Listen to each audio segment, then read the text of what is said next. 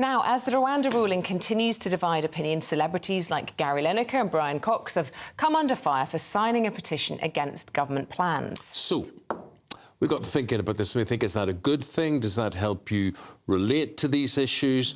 Or is it time that celebs like that leave politics to the politicians and away from celebrities? You could also argue the point that you made earlier, that people like Nigel Farage being brought into the celebrity world. They shouldn't be muddying the waters. Well, I wasn't saying that. I was just saying they have now moved into that forum. No, I wasn't necessarily saying they shouldn't. I'm just saying. Just to say. Well, I'm saying maybe they shouldn't. Okay. You know, they can't have it every way. I'm just saying, just to be controversial there.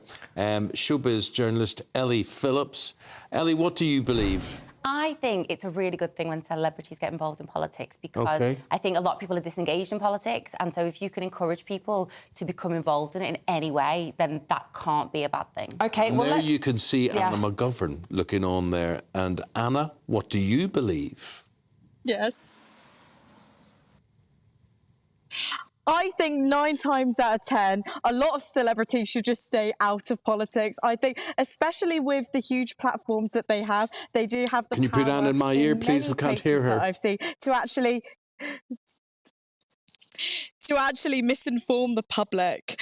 And we've seen this, for example, during the COVID lockdowns. I think the hypocrisy as well. You had all the celebrities, as soon as we went into lockdown, jumping on Instagram Live and telling the public how great it is to stay at home and save lives, when you had massive families locked away in like tiny apartments, couldn't go outside, couldn't work, couldn't see loved ones. And I think you've also got celebrities, for example, like David Tennant, who were telling the public and his fans to support trans, children having trans surgery as well. And I think that could be incredibly dangerous, especially, for a child to make a choice that is very irreversible from such a young age. Issues like this, I think celebrities do have the power to, mislead the public, and it can be incredibly dangerous. Mislead. Okay. In many cases. Ellie, here's what I think. I think that... Can't hear you because the pen's been tapped so much. I'm tapping the pen so loudly you can't hear. Yeah. You should get that checked up. Now, what was I going to say? I was going to say, Ellie, to you, I think people are tolerant of certain types of celebrities. For instance, if John Lennon was to, in his time, have made a political statement, people regard it as, oh, well, John Lennon's allowed to make a political statement because he's like that. He's trendy and, future thinking and whatever it is. But there'll be other celebs, there'll be stand-up comedians and whatever, and they'll not be allowed to have an opinion. Yeah, and I don't think that anyone should be excluded from having an opinion on politics.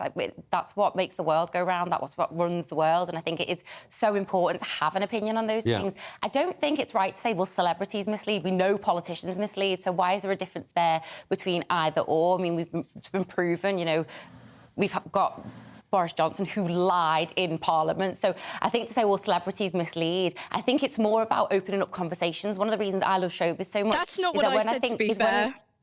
When celebrities speak about any issue, whether it's political or personal, it makes other people feel that they can talk about it too and they can get involved. And I don't think that someone hearing a very extreme view from a celebrity is automatically going to make them believe that. It actually just sparks a conversation amongst them and their friends and their family, and that is a really positive Go on, Anna, you're itching to get in.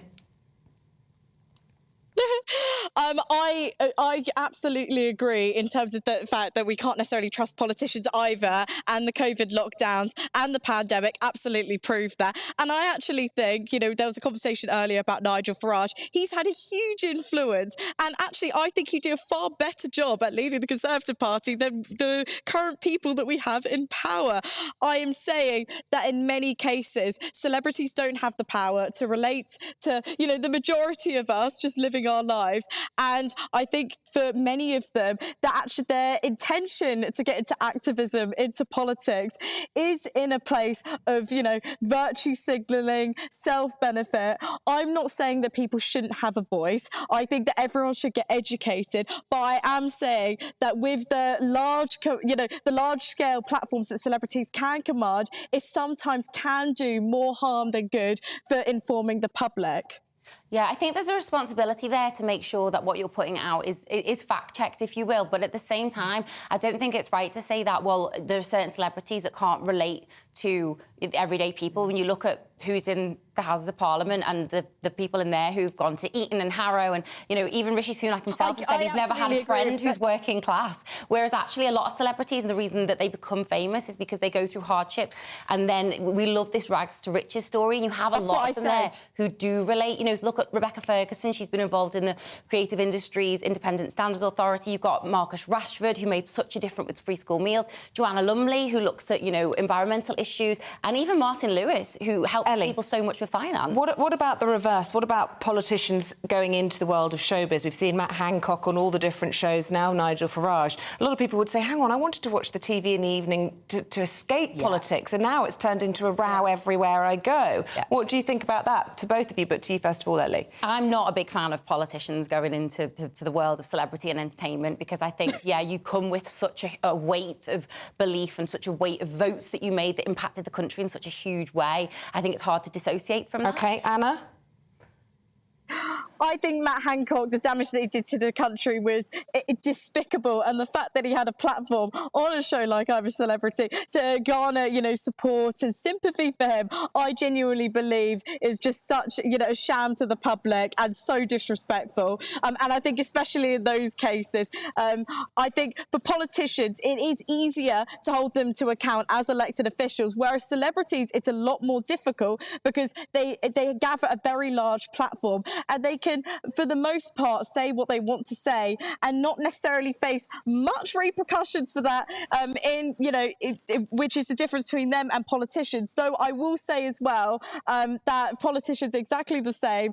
I genuinely believe it's very, very difficult, especially what we've seen in the last few years, to actually be able to trust anyone.